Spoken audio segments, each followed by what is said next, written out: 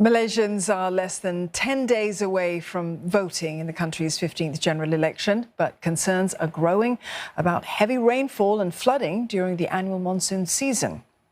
Last year's deluge was one of the worst in Malaysia's history. More than 50 people died and thousands were forced to evacuate. The state of Selangor saw heavy rains and flooding early this week, forcing some parties to suspend campaigning. Selangor is home to some of the most exciting electoral fights this time round, as many seats are contested by more than 5 candidates. Barisan Nasional has placed big bets on the state, fielding heavyweight candidates that they hope will win big. For more on the race, CNA's Melissa Goh joins us live now from Kuala Lumpur. Mel, Selangor, the country's richest state, it's come under the national spotlight after big names were fielded there, including 2 caretaker ministers. Tell us more about the state of play there. It's still raining. Selangor, the crown jewel, has been under the opposition rule since 2008. It's Pakatan Harapan stronghold. Now, for 14 years, UMNO-led Barisan Nasional has been trying to turn the tide on the opposition. They only won 2 of the 22 federal seats in Selangor in the last election. So it's sending a so-called creme de la creme to recapture a couple more seats this round. But that is easier said than done, observers said. Now, while incumbent Finance Minister Zafrul Aziz's fight in Kuala Selangor is tough, it's nothing compared to caretaker Health Minister Khairi Jamaluddin's facing in Sungai Buloh. It's a huge political risk for him. Sungai Buloh is largely urban, 45% voters are Chinese, and 3-term consecutively won by the opposition, now with over 26,000 vote majority. Now, although the incumbent Sri Sivarasa is not contesting this round, but how do you beat such a supermajority? Now, KJ is trying to fall back on his track record as a health minister to try to, pull him through. But voters these days are very savvy. They just don't look at him alone. They look at which party and which coalition he's from. Now, the past few days have been very difficult for him, with the opposition kept harping on one vote for him is one vote for party president Ahmad Zahid Hamidi, while KJ has been trying to counter that by saying that nope, one vote for him is actually one vote for future Prime Minister.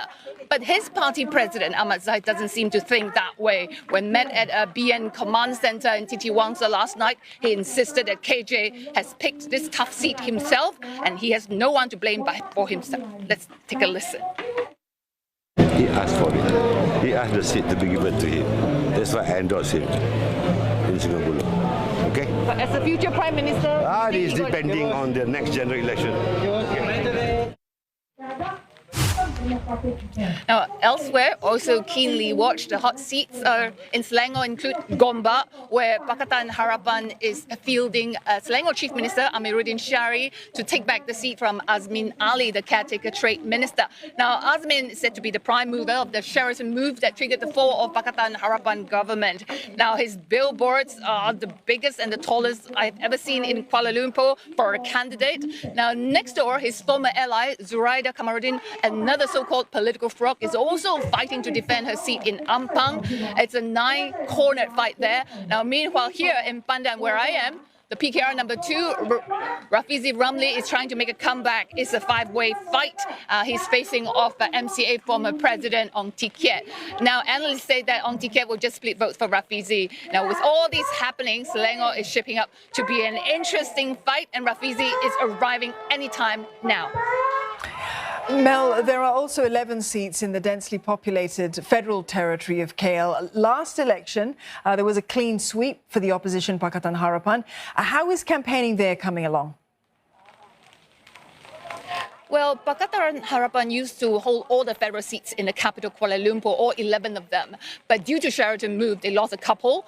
So now PH is going all out to reclaim these seats. Leading the charge was none other than Dr. Wan Aziza, wife of opposition leader Anwar Ibrahim, the country's first woman deputy prime minister. Now, her approach, her humble way of dealing with people have won the hearts and minds of voters here.